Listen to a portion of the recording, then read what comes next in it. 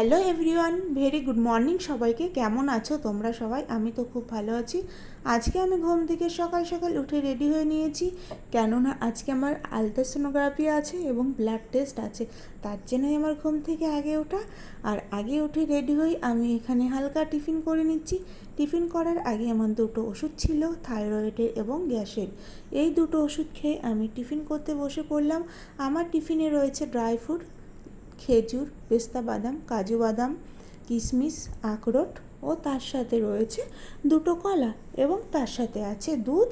আমি দুধটা রাতে খাই না, সকালেই খাওয়াটা বেটার ফিল করি, তাই আমি দুধটা সকালেই খাই।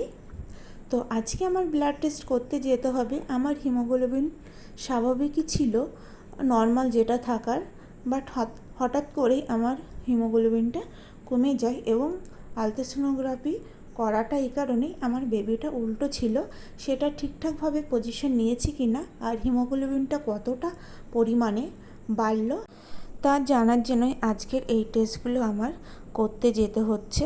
তো আমি বেরিয়ে পড়লাম নার্সিংহোমে। সোজা নার্সিংহোমে পৌঁছে আমি রিসেপশনে গিয়ে সমস্ত কাগজপত্র, ডক্টর প্রেসক্রিপশন, আধার কার্ড দিয়ে বিল করলাম এবং বিল করার পরে আমি চলে এলাম ল্যাবে। তো ল্যাবে এখানে ব্লাড নিচ্ছে। তো ব্লাড নেওয়ার পরে আমি যাব আলট্রাসোনোগ্রাফি ঘরে, সেখানেই আলট্রাসোনোগ্রাফি হবে।